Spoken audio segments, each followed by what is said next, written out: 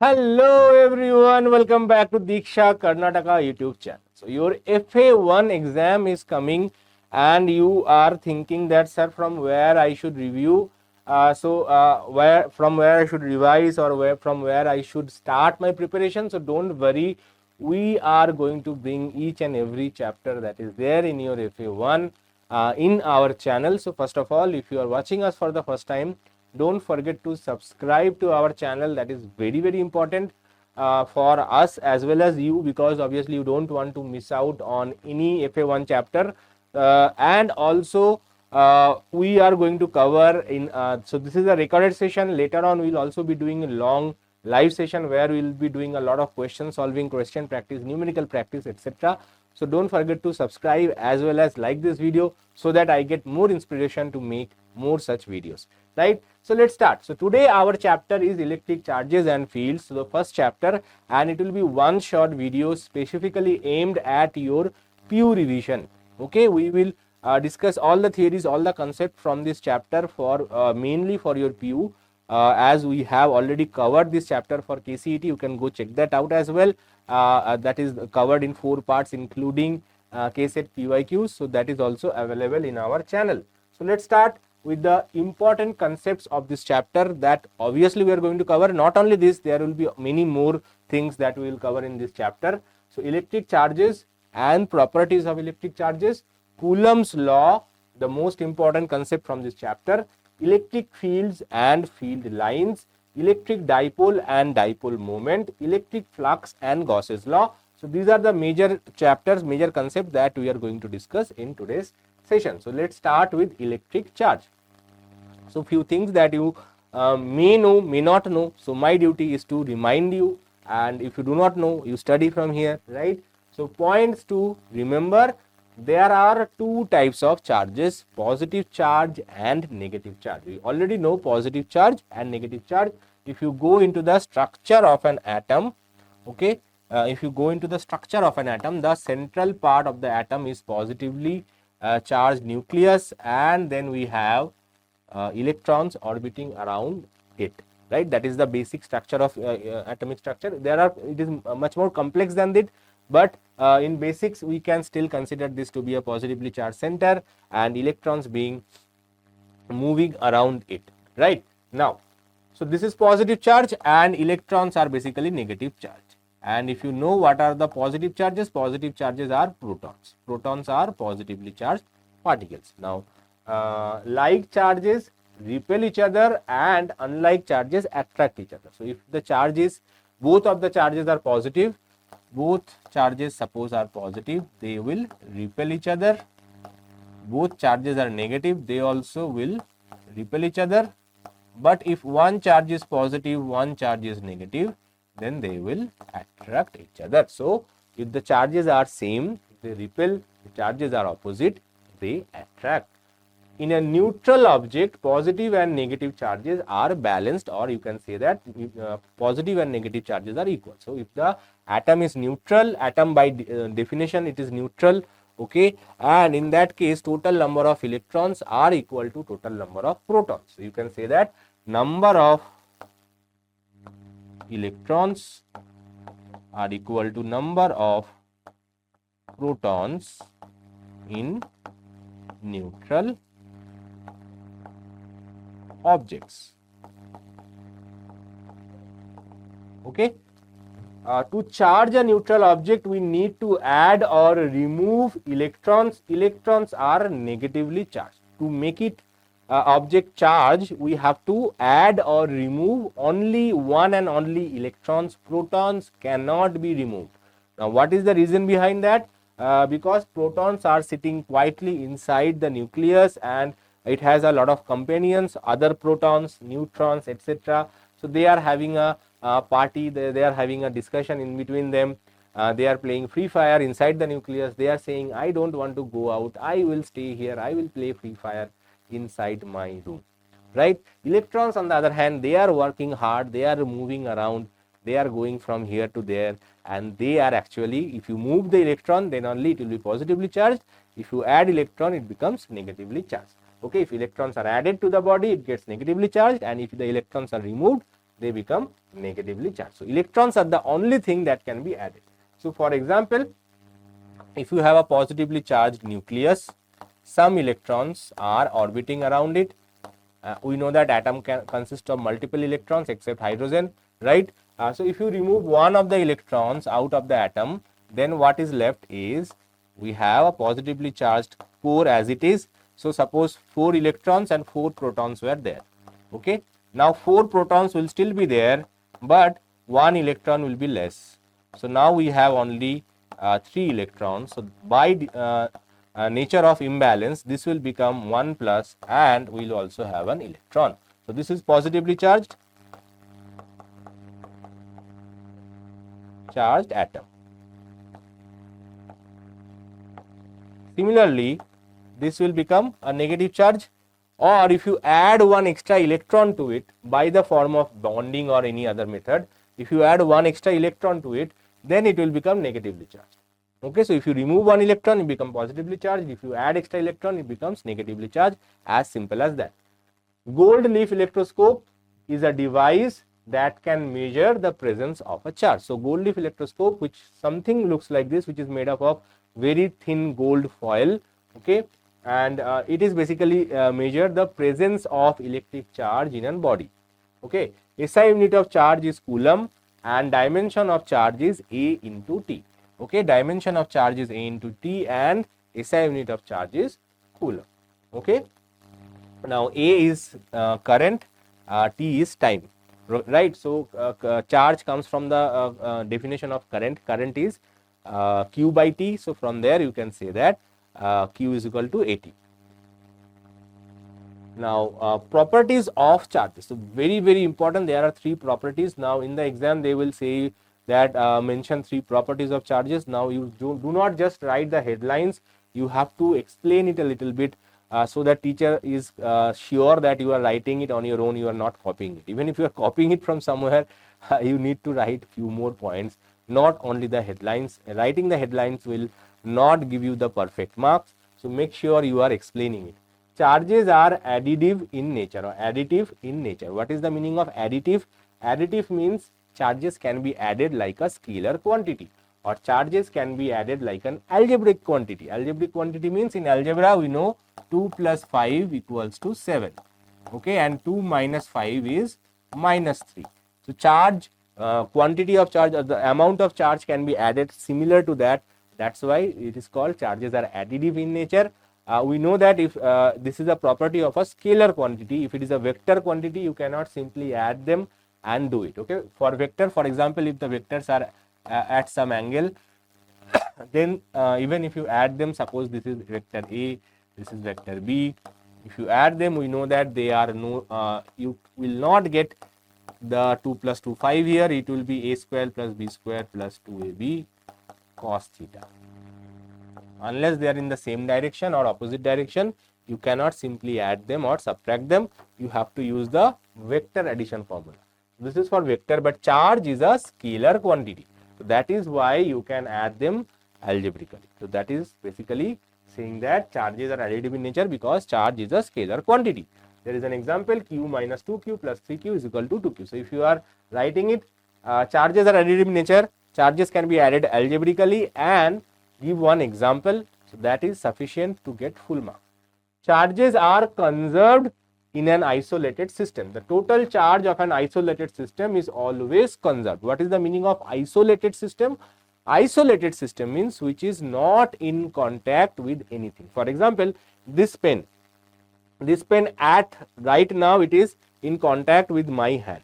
But if I imagine that my hand is not there, it is floating in air, then this pen can be considered as an isolated system because it is not in contact with anything else, right? So that is the case of isolated system. Suppose you have a box, okay, whatever inside the box is there, okay, if it is not coming in contact with anything surrounding material, then this box can be considered to be an isolated system.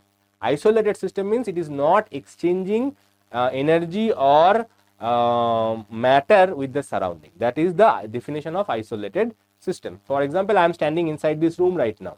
Okay, I am not be able to listen whatever happening in outside, or outside people is not able to listen to what is happening inside this room. So this is an isolated system. Okay, so if you are studying from my lecture using an earphone in your room, you are not talking to anyone, you are not playing Free Fire, then definitely you are also an isolated system. You are learning, your learning will be conserved, right? So whatever you will learn will stay with you. Clear? So for total charge of an isolated system is conserved. So remember, this is very, very important point to remember, because in MCQ it might be asked, charge is conserved for any system, isolated system, only open system, none of the above, like that kind of questions might be asked. So remember, it is only for isolated system charge is conserved, not for any system. That is very, very important point to remember. It is not possible to create or destroy net charge carrier carried by any isolated system, although the charge carrying particles may be created or destroyed. Okay, you can create or destroy charge particles, but the net charge should always be constant. Now, how can you create or destroy charges? For that, you need to know something about creation and destruction. So energy can be from energy you can create charge particles, but whenever a charge particle is created, it is always created in positive and negative. Okay, charge is always created in positive and negative. So what is the E plus? E plus is called positron.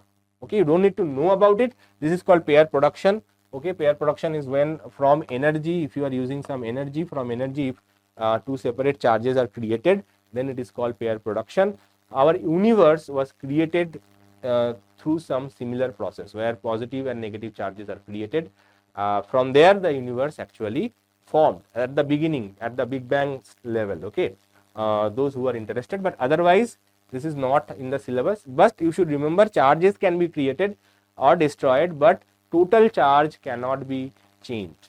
You cannot change the total net charge. If the net charge was 0, it will remain 0.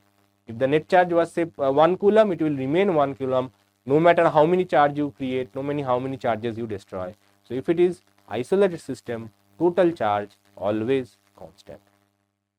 Charges are quantized. So let us explain the quantization as well. So quantization means you visit a milk shop. Okay, you ask them, I want half packet milk. Okay, not half liter, half packet milk. So will the shopkeeper will give you? He will say, no, we have half liter, you have to take 1 packet full. Okay, we have 1 liter packet, you have to buy 1 liter full, you cannot buy half of the packet. Okay, even though you require say only 200 milliliter or 300 milliliter, you will not be able to buy that. Whatever packet size is there, that amount of milk you have to purchase, right? Similarly, if you buy a biscuit, okay, packet of Parle-G biscuit, you go to a tea shop. Now obviously it is being sold loosely, but if you visit a supermarket, okay, in the supermarket you ask them, I want only 1 single Parle-G biscuit. What they will do, they will look at you like this. Okay, they will say, from where you have came here, man, go and buy it from the tea shop, right? So for example, so that is the minimum quantity, minimum size that you have to purchase, right? So similarly to that, charges also have a minimum quantity. That quantity cannot be changed, right? The minimum quantity of charge is called 1 quanta. Okay, 1 quanta of charge, and that value is actually given by 1.6 into 10 to the power of minus 19 coulomb. So even though this is very small, but this is fixed.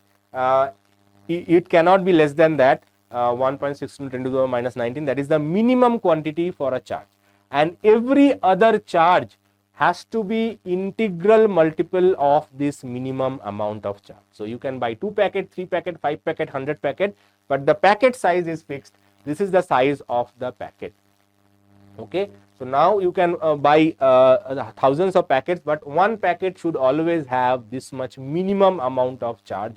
So this is the minimum amount of charge. Any other charges are always integral multiple of this minimum charge, right? Integral multiple means the multiplicative factor has to be an integer. So 1 packet, 2 packet, 3 packet, 5 packet, I am saying it is not possible. 5.5 packet is not possible. 10.1 packet is not possible. It has to be an integer value. 1, 2, 3, 4, 5, 6, 7, 8, 9, 10. Similarly, plus 1, minus 1, minus 1, minus 2, minus 3, minus 4, minus 5, minus 6. These are all integer value. So if the whole number is there, but this is actually plus and minus is included along with 0 are called integers. Okay. So all free charges are integral multiples of a basic charge denoted by small e. Small e is actually the charge of an electron, which is given by 1.6 into 10 to the power of minus 19. Now, if you want to study from us through in detail about your PUC as well as your KCET preparation in an integrated batch, then we have started our Pariksha Veera batch. The classes are ongoing in full swing. So don't forget to join the batch. The link of the batch is given in the description section, and the price is only 3499. More details about the batch at the end of this lecture. So if you want to join this batch and want more information about this batch, then definitely when the lecture is over, by that time you will get the entire information. Let me move on with the discussion that we are having. So now the point that comes into our mind, that how these charges behave. Okay, so we have seen that similar charges repels, opposite charges attract. So attraction and repulsion means there is a force involved between the charges. So attraction means attractive force, repulsion means repulsive force, right? So there is a force involved with the charge. So now Coulomb came into picture and he gave the Coulomb's law. Okay, it is very similar to the Newton's law of gravitation. Only thing is that Newton's law of gravitation is only attractive, whereas for Coulomb's law it can be attractive as well as repulsive. So Coulomb's force can be attractive or repulsive. Gravitational force is always attractive. Otherwise the statement are almost similar. The force acting between 2 point charges. Now what is a point charge, by the way? Just let me clarify that as well. So what is a point charge? Point charge is, it is not a single point. Point charge does not necessarily mean a single dot. Okay, point charge can be an extended object as long as the distances that is involved in this case is far larger than the size of the object. So if you see that size of the object is very small, okay, the distance involved is very large, so D is very, very larger than R, then this is called a point charge. Obviously it has to have some charge in it. Charge is denoted by the symbol Q. Charge is, normal charge is denoted by the symbol Q, small q, capital Q, both are used from case to case. Okay, so charge is denoted by the symbol Q, and if the distance, size of the object is far smaller compared to the distances involved, then we consider this to be a point charge. Point charge not necessarily to be a single dot. Okay, clear?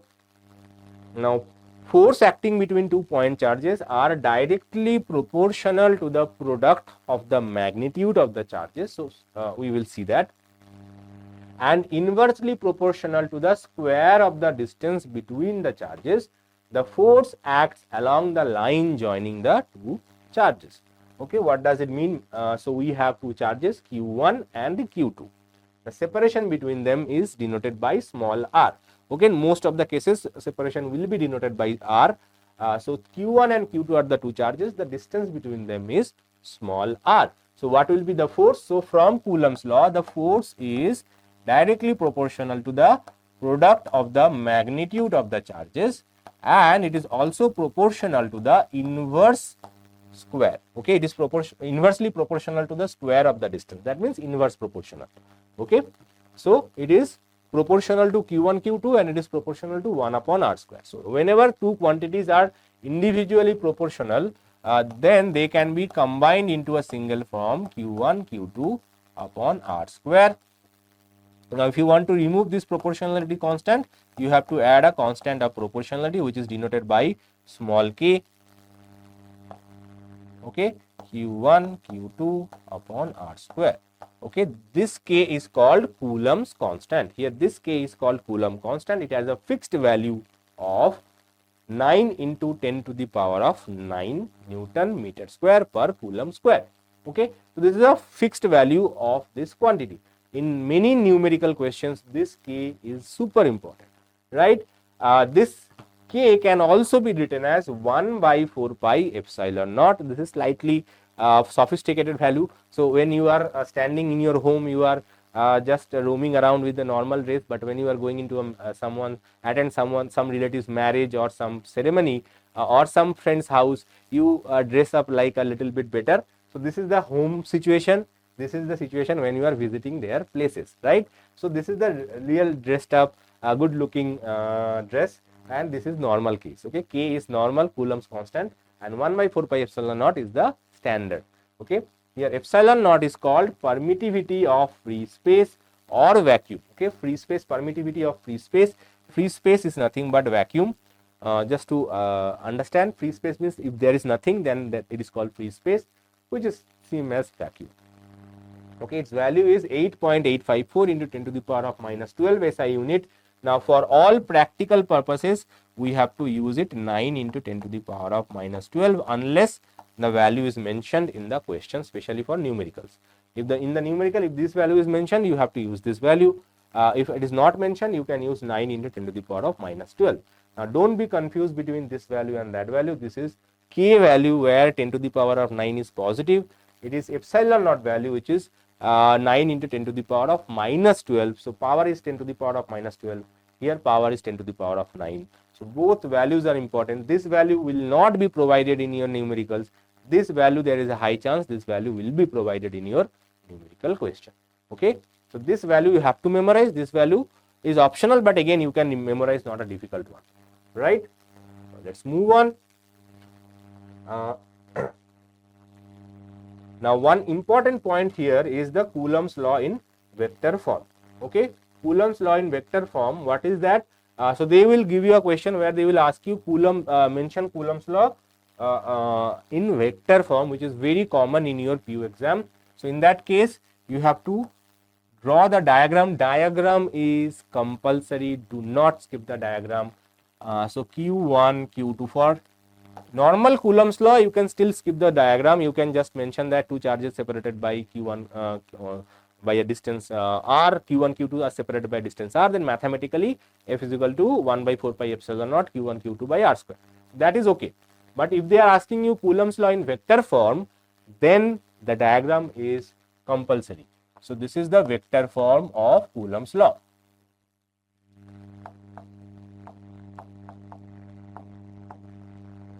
Don't worry, we will see that in our future session as well. But so whenever you are doing the Coulomb's law in vector form, suppose this force on charge 1 due to charge 2. So this is the nomenclature, means how to name it. So force acting on 1 due to 2. This is force acting on 2 due to 1. Suppose both of them are positive.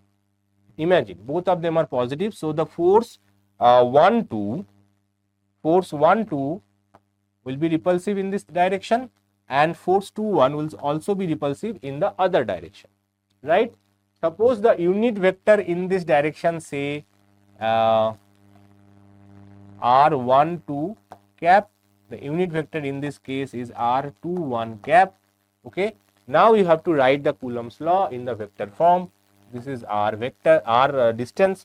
Okay, now here you have to write the vector form as F12 vector equals to 1 by 4 pi epsilon naught. Obviously, this is, we are writing in formal language. So instead of writing K, we have to use 1 by 4 pi epsilon naught Q1, Q2 upon R square into R12 cap. Obviously, F12 vector is acting in this direction along the R12, right? Similarly, F21 vector equals to 1 by 4 pi epsilon naught Q1, Q2 upon R square. Only thing that will change is the unit vector. Okay, both things will be same, right? Now, that means magnitude wise both forces are same. Direction wise both forces are opposite. No matter, even if they are, one of them is positive, one of them is negative, then also the direction will be opposite. So from there we can write F12 vector equals to minus F21. This is the Coulomb's law in vector form. So these are the force equation. This is the relationship equation. You have to write everything including the diagram. Then only you will get full marks. Now this F12 equals to minus F21 comes from which law? Newton's third law. This is basically consequence of Newton's third law. Every action has its equal and opposite reaction. So F12 is action, F21 is reaction. They are equal but opposite. The negative sign represents they are acting in the opposite direction. Okay. Let's move on with electric field. So what is electric field? Electric field is, for Coulomb's law we require two charges, right? Q1 and Q2. Now we replace one of the charge with capital Q, and if we do not have anything over here, then will there be any effect of this charge present there? Of course, yes, there will be an effect of this charge present there, and that effect is called electric field. So electric field is the area or region surrounding a charge where the charge can exert its effect. That is called electric field. Now this is the empirical definition. Now what is the actual definition? The actual definition is given by the force exerted on a unit positive test charge. So if you keep a unit positive test charge over here, the force experienced by that charge is called electric field at that point. So definition of electric field is force experienced by a unit positive test charge is the electric field at that particular point. So electric field's formula is given by 1 by 4 pi epsilon naught q upon r square r cap. So this is the formula for electric field due to a point charge. Single point charge electric field at a distance r is given by 1 by 4 pi epsilon naught, same as Coulomb's constant, q upon r square. So if you see that there is only one charge is present, and this is a vector quantity. Electric field is a vector quantity. Now test charge is not there. If a charge is kept, if a test charge, actually if you keep a test charge q, small q here, suppose now you are keeping a small test charge q over here, what will happen to this charge? This charge will experience a force. Okay, so this charge will experience a force. For Coulomb's law we can calculate the force, but if we know the electric field itself, we do not need to use the Coulomb's law. We can directly calculate the force using this. F is equal to q into E. F is equal to q into E. That is the expression for force at that point of space, right? This is very handy for a numerical question. So they will give you an electric field, they will give you a charge. What is the force experienced by the charge? Just q into E. Now let us look into some of the key points of the electric field. The electric field due to a system of charge exists at every point in three-dimensional space. So electric field due to a charge exists everywhere, not only in 2 dimensions, it is also exists in 3 dimensions. 3 dimension means generally when we draw like this, it is basically representing only on the paper, but it is coming out of the paper, into the paper, every possible direction. So it is a 3-dimensional space, 3-dimensional field, not a 2-dimensional field, because our textbook etc. are printed on 2 dimensions, so sometimes it can create confusion. That's it. For a positive charge, the electric field will be directed radially outward from the charge. So if you are considering a positive charge, then electric field will be pointed radially outward. So what is the meaning of radially outward? Radially outward means by centering the charge, if you draw a circle, okay, the each and every electric field will be along the radius of this circle. It is not along some other direction.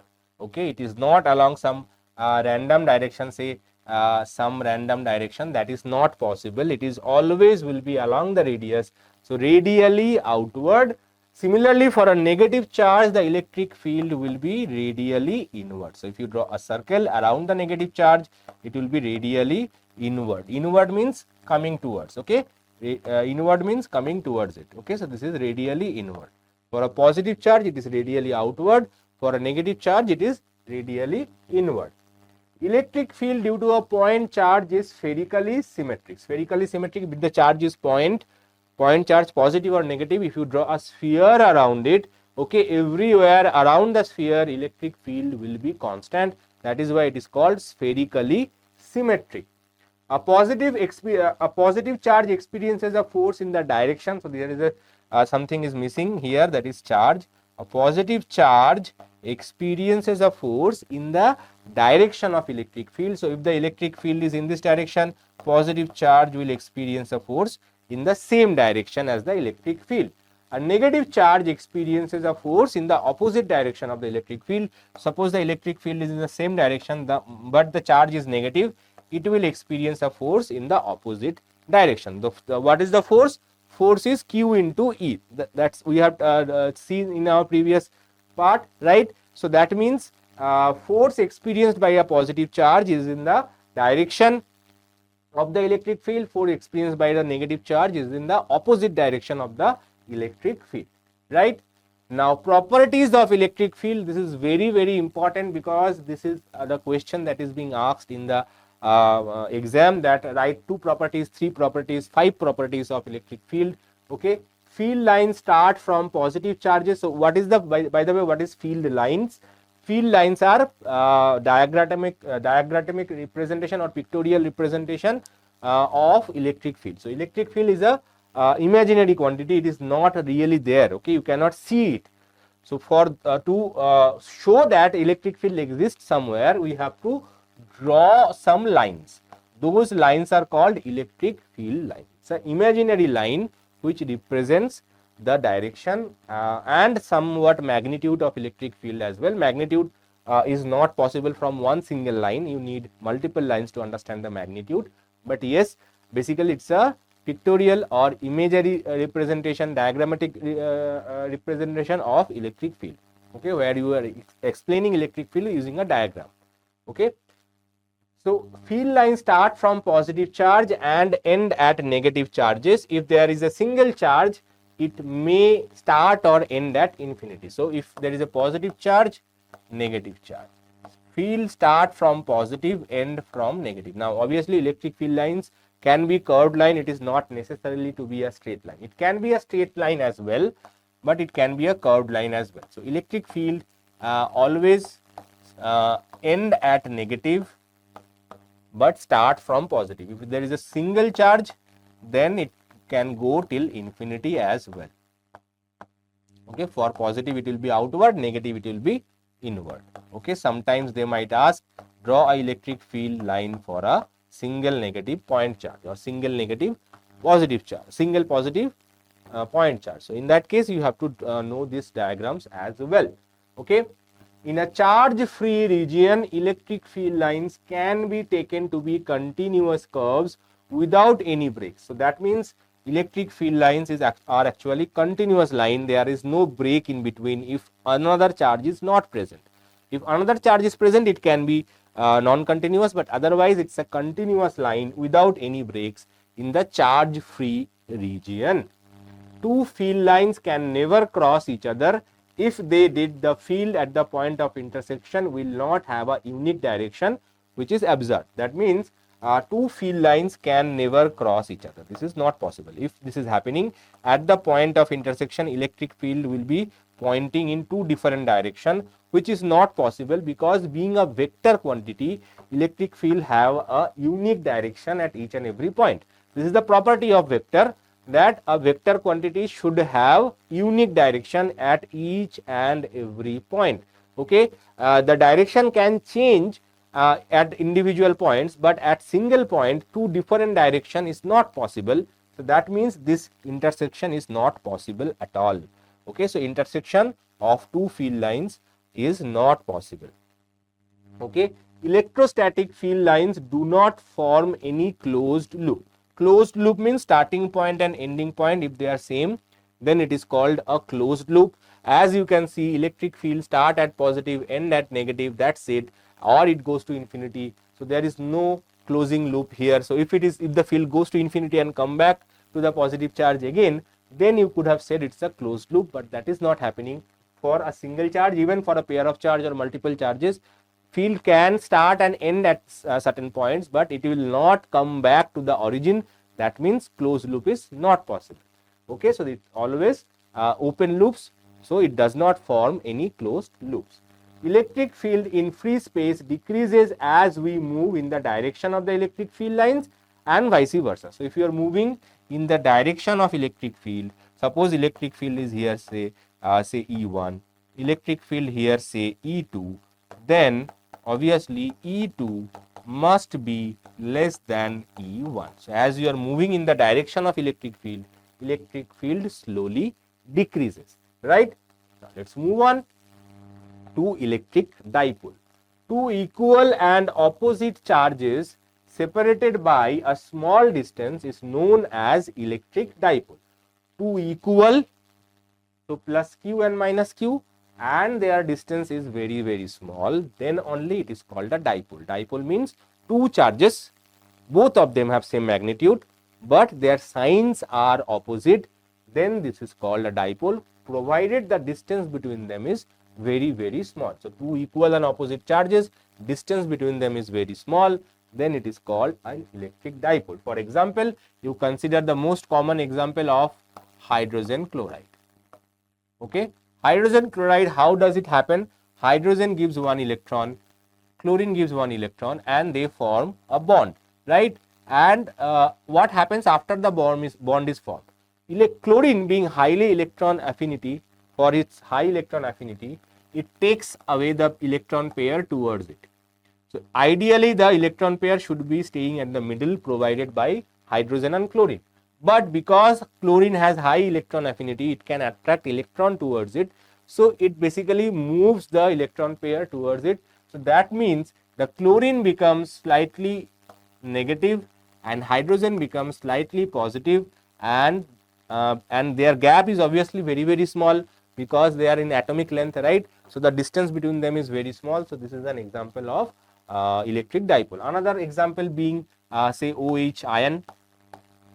Okay, OH ion can also be an example of dipole. So what happens is that again the same case, hydrogen gives one electron, oxygen gives one electron, but what happens is that the electron slowly move towards the oxygen, and oxygen becomes slightly negative, hydrogen becomes slightly positive. This is also an electric dipole. Even water is a polar solvent. If you have studied in chemistry solution chapter, water is a polar solvent because water has a net dipole moment. H2O is also a polar molecule. Okay, dipole moment. What is dipole moment? The electric dipole moment is the product of magnitude of one of the charges times the distance between them. So you take any one of the charges, magnitude only, you take any one of the charge magnitude, obviously positive is remain positive, negative will become positive, any one you can take magnitude, multiply with the distance between them, you get the dipole moment. So dipole moment equals to q into 2a, okay, into n cap. So dipole moment is a vector quantity, right? So what is the direction represents here? Direction of dipole is always from negative to the positive. Okay, the direction is from negative to positive. Okay, so dipole moment always points from negative to positive. So this you should remember that n cap direction is a unit vector from negative to positive. Okay, n cap is a unit vector direction from the dipole moment. The direction of the dipole moment is from negative to positive charge. Okay, let's move on. Electric field due to a dipole on its axial position. Now I will not do the derivation in detail. There will be a future series where we will be doing the derivation, don't worry about it, but how to do it, that I will give you a hint. You have to practice it on your own. Me doing it here will not help you, but how to do it. For axial position, first of all, the distances are important. We take the distance between the dipole to be 2a for a particular reason. Okay, so this distance will be a, this distance will also be a, so that always we measure the distance from the center of the dipole, so that both halves can be considered a. That is the only reason. And one important part that I forgot to mention, that when you are calculating dipole moment, we are using q into 2a. In exam, small numerical questions might come where the value of 2a itself will be given. Okay, a dipole having a charge, say 1 electron, and the distance between them is 1 micrometer. Then what is the dipole moment? Remember that in that case the distance 2a itself is given. So do not multiply this extra 2 unless and until you are sure that this extra 2 is required. This 2a itself is the distance between the dipole. So if 2a as a whole is given, you do not need to multiply with extra 2. So be careful about this, especially for small numericals. Okay, so now why this 2a is being used? Actually for the derivation purpose this 2a is used. We always measure the distance from the center of the dipole. So suppose we are trying to find the electric field at a distance small r on the axis of the dipole, which is located at a distance r from the center of the dipole. Now, why do we measure the distance from the center of the dipole? Because if you are measuring from positive, negative will be angry, saying that why you are measuring from positive. If you measure it from negative, positive will be angry, he will say why you are measuring from negative. Better to find a balance, we always measure from the center. Actually no, it is actually helps us to complete the derivation quickly, easier mathematics. So to avoid difficult mathematics, we have decided that we will take the distance from the center, right? So now, so basically how to calculate the electric field for a dipole? Very easy case. So you have to calculate the electric field due to individual charges. See, this one is E plus, E minus at this point, obviously. So for E minus, electric field will be what? So there will be Coulomb constant K, okay, Q upon R square, Q upon R square. Now what is R here? Here the R is entire distance. Here the R is entire distance. So if you see, this much distance is R, this much distance is A. So total distance is R plus A. So R plus A whole square, right? This is the electric field due to the negative charge. What will be the electric field due to positive charge? Electric field due to the positive charge will be similarly can be written as Q R minus A whole square. So for entire distance is R, this much is A. So this distance must be R minus A. Easy. So if you are good with pictures, you should be able to understand this, why this distance is R minus A, right? The entire distance from the center it is R, but this much distance we have to subtract to find the distance from between these two charges, which is R minus A. So E plus is KQ by E plus is KQ by R minus A square, E plus E minus is KQ by R plus A square. Now we have to find the direction and sum of this. So electric field due to negative charge will always be towards the charge, no matter where you are doing it. Electric field due to negative charge will always be towards the charge, and electric field due to positive charge always be away from the charge. So as you can see here, electric fields are in opposite direction, but they are not equal. If they are equal, then electric field would have been 0. For example, if you take the central point, okay, not central point, if you find some other point where electric fields are equal and opposite, then electric field could be 0 at that point. But here electric field is not 0, okay. Electric field, actually the positive is more than negative. Why positive is more? If you see that the denominator for positive is smaller than denominator of the negative, that means the electric field due to the positive charge is far less than electric field due to negative charge. So that means the net electric field can be calculated as E plus minus E minus. Now why this negative sign is coming? This negative sign is coming not because the charge is negative. The negative sign is coming because the electric fields are opposite to each other. So be very clear in your mind, when we are calculating electric field, we should not consider the sign of the charges. We only need to consider the direction of the electric fields, which is very, very important. Many students do not get it and they make mistakes by adding negative as well as the sign of the charges. Do not do that. Always remember, sign of the charge is not important. Direction of the electric field is important. Now, how to find the direction? Direction is to find the direction is easy. Put one positive charge, one single positive charge over here. If it is getting attracted by the charge, it will be towards it. If it is getting repelled by the charge, it will be away from. And when you are considering two charges, third charge you can hide it. So positive charge over here, this is negative. So negative positive attract. So negative electric field will be towards this side. This is positive, this is positive, positive, positive repel. So this will be away from. This is how you can understand, or you can say that negative charge towards, positive charge away from. Whatever you are comfortable with, you can go with that. Okay. So net electric field is E plus minus E minus. So what is E plus? E plus is K Q upon R minus A whole square and minus K Q upon R plus A whole square. Now if you simplify this entire thing and put K is equal to 1 by 4 pi epsilon naught and then add a vector quantity of P is equal to Q into 2A, okay, then you will get this expression, and with vector notation you will see that the net electric field is in the same direction as the dipole moment. So if axial will be equals to 1 by 4 pi epsilon naught 2p vector upon r cube. Okay, this is the derivation. So this part you have to simplify and you can achieve over here. Okay, only thing that you need to substitute is this one, right? Let's move on. Electric field due to a dipole. So for points on the equatorial plane, so now this is the case of equatorial plane. What is equatorial plane? Equatorial plane, basically you take a line which bisects the line joining the dipole into two equal halves. So this is again A, this is also A, right?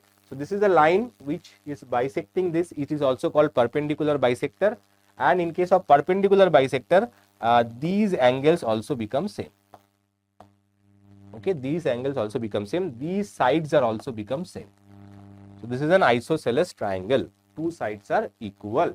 Okay, so this is A, this is A, this is X, this is X. These angles are theta.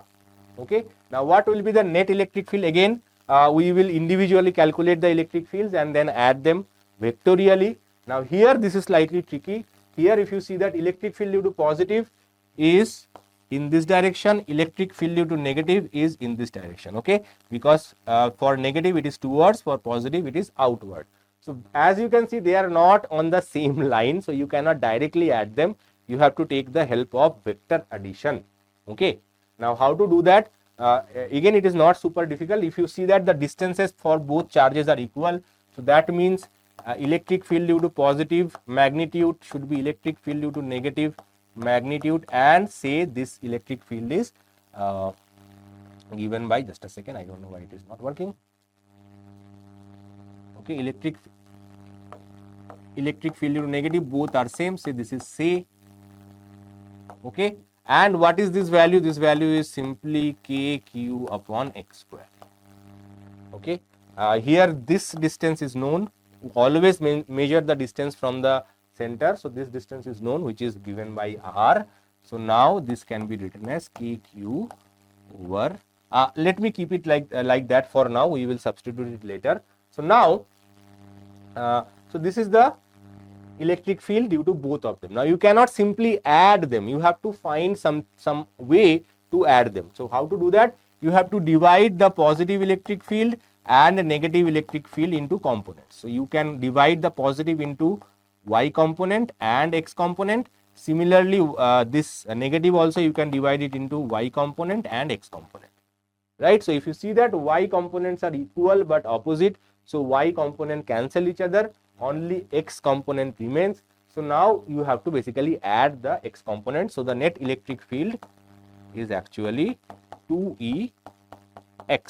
Now what is the x component? So if you see that this angle is theta, this angle is also theta, so this angle will be theta, this angle will also be theta. Okay, these are similar angles, these are alternate angles. Okay, so it will be basically 2ex cos theta, or if you put the value 2kq upon x square. Now what is cos theta? Cos theta is base by hypotenuse. So base here is a, hypotenuse is x. So for this angle, so this is the right angle triangle. So this is the angle theta. So it is base by hypotenuse. So base is a, hypotenuse is x. Now you simplify, obviously x square being r square plus a square. Substitute everything, 2kqa by x cube, and then you substitute the value over here. You will arrive something like that. And both cases, one approximation that you have to do, that is r is very greater than a. So anything that is being added with r can be ignored. So that's why there is only r involved in both cases. And if you see that in both cases, electric field is proportional to 1 upon r cube, not 1 upon r square. That is the normal case for electric field for a point charge. For a dipole, electric field is proportional to 1 upon r cube. And if you find the direction is from negative to positive for dipole moment, and the electric field is actually opposite to that of the dipole moment. So there is a negative sign. The negative sign will come only when you are writing it in vector form. If you are just doing the derivation, the negative form will not come. So at the end, you have to write it in the vector form and add the negative sign. Do not make mistake over here as well. Also, magnitude wise, the electric field on the axis is actually twice of electric field on the equatorial plane. Okay, this is also super important. Let's move on. Dipole in an external field. So now if you keep a electric dipole in an external field, so far what we have done, the electric field due to the dipole itself. Okay, there was no other electric field involved. Now you have some external electric field present, and if you keep a dipole inside it, the dipole will experience a torque. If the electric field is uniform, it will only experience torque. If the electric field is non-uniform, it will experience torque as well as a force. Now why that will happen? Let us understand that. So suppose we have kept a dipole inside an electric field. Electric field is upward, dipole is kept like that. So we know that a positive charge will experience a force in the direction of the electric field, right? Whereas a negative charge will experience a force in the opposite direction of the electric field. What will be the magnitude of that force? Magnitude of the force will be Q into E. This will also be Q into E. So as you can see, two equal and opposite forces. If the electric field is uniform, two equal and opposite forces will be acting on the same object. So it will not create any motion, but it will create a rotation only. Okay, linear motion is not possible because net force is 0, but there is a rotation will happen because the force acting not on the same point but to different points of the body. Okay, because the forces are acting on two different points, it will create a torque and the object will rotate. You have studied it in your rotational motion chapter. So how to find the value of torque? To find the value of the torque, basically you need to calculate this distance. Okay, distance between the forces, not this distance, sorry, distance between the forces, which is this distance. Find this distance and then multiply with any one of the forces. Distance between the forces and any one of the forces will give you a torque. So this angle, if you consider that the dipole is making with this thing, say this angle is theta, this angle will also be theta. So from there you can find this distance to be this angle is 90 degrees. This angle is 90 degrees. Okay, from here you can actually calculate the torque to be PE sin theta. Okay, the torque to be PE sin theta. Okay, vectorially torque is actually P cross E. The derivation is not super important. In your college exam, maybe they might ask. Actually, it is very simple. This distance is A sin 2A sin theta. Okay, and if you multiply it with, you can calculate the torque. Torque is force into the distance, which is Q into E into 2A sin theta, or Q into 2A into E sin theta. Now Q into 2A is actually the dipole moment, so PE sin theta, and sin theta means vectorially torque can be written as P cross E. Okay, let's move on. Now we will be starting with Gauss's law, but before going into Gauss's law, we need to know the idea of electric flux. Electric flux is basically electric field into area. Electric field into area. So if electric field is crossing in through some area, okay, electric field is crossing through some area, then electric field into area is the electric flux. So provided that electric field is normal to the surface, electric field is normal to the surface, then electric field into area is the electric flux. This is the definition of electric flux. But if the electric field is not normal, suppose the electric field is along some other direction, suppose this is the direction of electric field, okay, it is making an angle theta with the normal, then flux will be given by EA cos theta, okay, or E dot A. Area is a vector quantity, electric field is also vector quantity, so it will be E dot A. Okay, now remember, flux is a scalar quantity.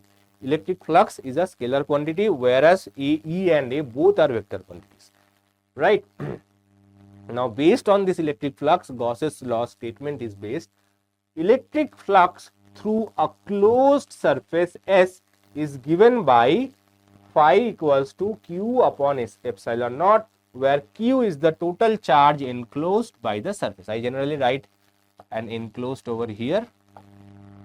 Suppose we have a closed surface. This looks like a 2-dimension, but actually it is a 3-dimensional surface. It can be of any shape and size, we will see that, but if you keep some charges inside the surface, say Q1, Q2, Q3, what is the total charge enclosed? Total charge enclosed will be Q1 plus Q2 plus Q3. So basically Gauss's law says that when you are standing outside measuring the electric flux coming out of the surface, then that is basically only Q enclosed into epsilon naught. Now there is a way to calculate the electric flux. Electric flux, even though it is defined by this, for differential case where the surface area electric field is not constant, it is varying from point to point, then this formula is not valid. This is valid for uniform electric field. This is for uniform electric field. Okay. If the electric field is not uniform, in that case you have to use this integration form. This is a general form. Don't worry, in none of the cases that we are going to do, this form is actually required, because electric field will be constant. So even though it is the thing that you need to remember, memorize, write it in the exam, but while calculation, this is not that important. Okay. Now few key points about Gauss's law. Gauss's law is true for any closed surface, no matter whatever is the shape and size. So even if it is not a circle or not a sphere, it can be of any shape and size. As long as it is a closed surface, Gauss's law is still valid. Okay, it can be like this, it can be a cube, it can be a parallelogram, parallel head. Okay, so it can be any shape and size. Gauss's law will still be valid. Here Q includes the sum of all the charges enclosed by the surface. The charges may be located anywhere in the surface. So as I mentioned, Q1, Q2, Q3. So all the charges present inside the surface, that is total of that charge is Q enclosed. Individually where the charge is located is not important, as long as it is inside the surface. Electric field is due to all the charges, but Q is only for inside the surface. Suppose some charges are located outside as well. Okay, so when you are saying that electric field, so E dot ds equals to Q upon epsilon naught. So in that case, this E is for all the charges, whereas this flux is only for the charge enclosed, which is very interesting. That's why Gauss's law is very interesting law. Okay, electric field is due to everything, but charge enclosed is only for the surface, because this is only the flux which is coming out of this surface. Outside we do not care about it. Okay, the surface that we choose for the application of Gauss's law is called Gaussian surface. Okay, so this is called Gaussian surface, generally denoted by GS. Gauss's law is often useful to calculate the electric field for any symmetric surface. Okay, as I mentioned, for symmetric surfaces, Gauss's law is easy to apply, but it is not restricted only for symmetric surfaces. For symmetric surfaces, Gauss's law is easy to apply, but not restricted. Remember that. Now, electric field due to uniformly charged wire. Suppose we have a uniformly charged wire, we have to find electric field at some point P. How to do that? For that, we have to construct a Gaussian surface, which is actually a cylinder, such that the point where we are trying to find the electric field lies on the surface of this cylinder. Okay, so we have to construct a cylinder such that the point is lying on the surface of the cylinder, and the length of the cylinder, say L. Okay, now if the line charge density of the charge distribution is lambda. What is line charge density? If you can take the total charge divided by the total length, that gives you the line charge density, or otherwise you take a unit length of the wire, whatever charge is there in the unit length, 1 centimeter, 1 meter, whatever the unit is. So if you take the unit length of that wire and measure how much charge is there, that is called the charge density. So charge density, here it is linear charge density because it is a line charge. So the linear charge density is defined by lambda. Now suppose the charge enclosed in this cylinder is given by, say, Q. The charge enclosed in this cylinder is given by Q. Then we can write from Gauss's law E dot ds equals to Q enclosed by epsilon naught or Q upon epsilon naught. Okay. Now what? Now if you see that electric field through this curved surface will always be constant because of the symmetry. Because it is symmetry, we have studied that electric field is for symmetrical surfaces is constant. So electric field on the surface will be constant. Direction will be different, but value will be constant. Okay, we are now interested only in values. Direction will be radially outward, no problem about that. For these two surfaces, electric field will be 0, but because electric field is always pointing radially outward, that means electric field for this direction will be 0. No electric field is crossing through these two surfaces. So only the curved surface is there. Now that means electric field is constant. Now for a differentiation, we learned that any constant comes out of the differentiation. For integration also, any constant comes out of the integration as well. So only thing that we are left with E into ds, that is Q upon epsilon naught. Okay. Now what is this integration ds? The integration ds basically representing the total surface area of this curved surface. That's it. Okay. So this integration ds is the total surface area of the curved surface. For a cylinder, the total surface area is 2 pi RL, and that is equals to Q upon epsilon naught, or E equals to 1 by 2 pi RL into Q upon epsilon naught. Now we have to rearrange it a little bit.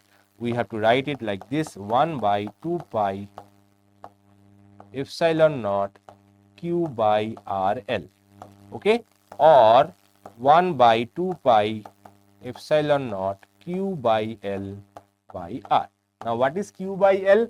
So total charge of this cylinder is Q, total length of this cylinder is L. That means Q by L must be the line charge density of the wire itself. So that means it will be 1 by 2 pi epsilon naught lambda upon R. Okay. So this is the electric field due to the uniformly charged infinitely long wire. Okay. So field due to an infinitely long straight uniformly charged wire, electric field is 1 by 2 pi epsilon naught lambda upon R, and as you can see, electric field here is proportional to 1 by R. Right. Next is field due to an uniformly charged finite plane conducting sheet. This derivation is not required. Only thing that you need to know that electric field due to a uniformly charged sheet is given by sigma by 2 epsilon naught. Now also one point to remember here, the sheet is considered to be a infinitely long. Okay. Obviously in practical cases infinitely long sheet is not possible. So in that case what we should consider is that even if the sheet is not 100% infinite, if the size of the sheet is larger compared to the distance, then also this formula is valid. So if the sheet say 500 centimeter, okay, the distance that we are covering say 1 centimeter, which is very small compared to this distance. So in that case also this formula can be applicable. Okay. Next is Gauss's law for a spherical shell. Now spherical shell has two cases, one is outside, one is inside. Both derivations are not super important. So what is the electric field on the inside of the shell? So shell means what? First of all, shell means like a hollow thing. So outside there is a thick cover, inside it is completely hollow, then it is called a shell. Example is a plastic ball. I hope many of you have played using a plastic ball. Okay, where if once it is broken, the inside part is hollow, nothing is there. Or a football also. Football also have hollow from inside. Only the outer thick shell is there. Now previously there used to be bladder inside. Nowadays everything is tubeless kind of a thing. Tube also, tube of a car, tubeless tires, right? Tubeless tires are also hollow from inside, but outside there is a thick shell, thick covering. That is an example of a shell. Okay. Now a spherical shell, we have to find the electric field inside and outside. Now for inside, the electric field is actually easy to calculate because if you go inside and construct a Gaussian surface, suppose I want to find the electric field at this point. So what to do? We have to construct a symmetrical Gaussian surface of radius of this. Okay, and if you draw that, then you have to check how much charge is enclosed over here. Because it's a shell, all the charges must be located inside the shell. Okay, there should not be any charge located inside the shell. That means the charge enclosed for inside part should be 0. So for inside plus part, charge enclosed should be 0. So if charge enclosed is 0, from Gauss's law, E dot ds equals to charge enclosed by epsilon naught. Charge enclosed itself is 0, so electric field has to be 0. So electric field inside a charged shell is 0. Same thing goes for a conducting sphere as well. Conducting sphere means the entire sphere is conductor. So charges reside on the surface of a conductor. So in that case also, the total electric field inside a conductor will also be 0. So same principle applies for a conductor as well. Now when you go outside the sphere, entire charge of the sphere is considered, and in that case the formula is very simple. E dot ds integration is equal to charge enclosed by epsilon naught. Entire charge of the sphere is considered over here. So suppose the entire charge of the sphere is capital Q. So in that case, the charge that you have to write over here is capital Q. So E dot ds equals to Q by epsilon naught. The total charge, entirety of the charge is enclosed. Nothing is left out. In that case, you can write E dot ds is equal to Q upon epsilon naught. Also, this is a sphere. The center is same. That means due to spherical symmetry, electric field will again be constant. So it will be E dot ds. So whenever this is constant, always remember for Gauss's law, electric field tend to be constant. Okay, for all the derivation purposes. Okay, so electric field is constant. It will come out of the integration and it will become E dot ds equals to Q upon epsilon naught. What is ds? ds is surface area. For cylinder also it was surface area. For sphere also it is surface area. So what is the surface area? Surface area is 4 pi r square, which is equals to Q upon epsilon naught, or you can find the final expression to be like this: 1 by 4 pi epsilon naught Q upon r square. So as you can see, electric field is inversely proportional to r square for a spherical shell. Okay, now this is not over. There is a graph also involved over here. The graph of E versus R for a spherical shell looks like this. So here the electric field is 0 till you reach the surface. So inside the spherical shell, electric field is 0. As soon as you reach the surface, electric field becomes maximum, and then it decreases with 1 upon r square.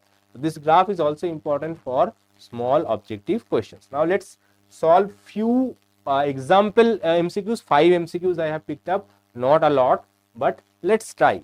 When a glass rod is rubbed with silk cloth will lose electrons to glass rod. Glass rod will lose electron to the silk cloth. Glass rod acquires negative charge, silk acquires positive charge. Now a lot of different option is there. Sir, I don't know anything about glass and silk rod, how to answer? Just remember that only one option is correct. Only one option is correct. Okay, and that is sufficient to answer such kind of questions. So when you rub something, basically this is a method of charging by friction. You can charge an object by friction, method of friction. This is one such example, but you don't need to worry too much. So let's see, if you analyze this question, you should be able to solve it even without knowing which one become positive, which one become negative. So silk cloth will lose electron to glass. So silk cloth losing electron means this becomes positive, and glass is gaining electron, so glass is becoming negative. Silk cloth becoming positive, glass is becoming negative. Okay, glass rod will lose electron to the silk cloth. Now what is happening here? Glass is becoming positive and silk cloth is becoming negative. So whoever is losing electron becoming positive, whoever is gaining electron is becoming negative, right? Glass rod acquires negative charge. So glass rod acquires negative charge, silk acquires positive charge. So if you see that 3 of the options are actually same, that means only one option is correct. 3 same options should not be correct. So if you see the option number A, silk cloth positive, here also silk cloth positive. Same option A, glass rod negative, here also glass rod negative. So option A, C and D are same options, which is not possible. That means definitely glass rod will lose electron to the silk cloth. So this is the correct answer for this question. So if you do not know the answer, try to analyze the question and see logically which one is the correct answer. So this is not the question, based on the knowledge. It is actually based on the analysis of the question. If you do that, you will be able to answer such question. The electric field at a distance small r from infinitely long straight uniformly charged wire is. So electric field at a distance small r due to uniformly charged wire is proportional to 1 upon r, right? Lambda by r, 1 by 2 pi epsilon naught lambda by r. So it is inversely proportional to r. It is inversely proportional to r. For a point charge, however, it is inversely proportional to square of r. Here it is a line charge. Okay, straight uniformly charged wire, that means it's a line charge. So E proportional to 1 upon r. Which of the following charges is not possible? So if you see that, we know that all the charges has to be integer multiple of the charge of an electron. So if you see here, 1.602 is the charge of electron. If you multiply it by 2, you get this value. Okay. If you multiply with 4, you get this value. Okay. If you multiply with 3.5, you get this value. Now, is it an integer? 3.5 is an integer. 3.5 is not an integer. That means this charge is not possible because it is not an integer multiple of 1.6. Okay. So, very interesting question, but only way to solve it, divide each charges. Obviously, ignore 10 to the power of minus 19. This is common. Divide each charges by the charge of an electron and see if it is an integer or not. Okay. If it is an integer, it is possible. If it is not an integer, it is not possible. Right? Clear? Next, the electrostatic force between two charges in vacuum is given by F is equal to K Q1 Q2 by R square, where K is. So the K is Coulomb's constant, which is given by 9 into 10 to the power of 9 Newton meter square per Coulomb square. So unit you need to remember, otherwise three values are same. So Newton meter square per Coulomb square, that is the Coulomb constant. So make sure you remember the unit. Okay, that is very important part, right? Next is the force on any charge due to a number of other charges is the vector sum of all the forces on that charge due to the other charges. This statement is, so force on any charge due to number of other charges is the statement of superposition of principles. Okay, quantization principle of superposition of electrostatic force. So when you are considering one single charge, you trying to find the electric force on one charge due to multiple other charges. Okay, basically it says that individually you calculate the forces and then you add them vectorially. This is the superposition principle. I have not discussed in today's session, but this is a very common principle that you should know. So one charge is fixed. You are trying to find the electric force on this charge due to multiple charges. Now obviously this is not possible to calculate directly. So what you have to do, when you are calculating the force between these two charges, they are not present. When you are calculating the electric force between these two charges, they are also not present. Similarly, when you are calculating the electric force due to this charge, these two charges are not present. Like that, you calculate the individual forces and then you add them vectorially. That is superposition principle. Right? Simple. Now, this is the end of today's lecture. But if you want to learn more in-depth study of all the chapters, then definitely you should consider joining our Pariksha Veera batch. The batch is live. It started from 6th of July. The classes are going in full force, so you should not miss out on any of the lectures. The link to join the batch is given in the description section. The price of the batch is only 3499. Also remember that in this batch you are going to get 110 hours per subject. Okay, physics, chemistry, maths, and your entire second PUC plus your KCET preparation for second PUC will be completed by 6th of November. That is our guarantee. And in this batch, you are going to get 20 plus tests. That includes full length and part test. Part test means whatever syllabus that we have covered. Based on that, there will be a test. Full length means it will be full syllabus test. Okay. Also, during the lecture, whatever teacher notes are there, that you will be provided to you. You will get assignments. You will get unlimited DPP generator to assist your preparation. So everything is delivered in the web app of Vedantu, which is one of the leading online platform for education, right? That is an awesome platform. You should try that out. And also the link to join the batch, as I mentioned, is given in the description section. I hope to see you in the batch. I am teaching physics there, so you will not miss out on anything, including your second PUC as well as your KCET preparation, right? I'll be back with more chapters in future. Till then,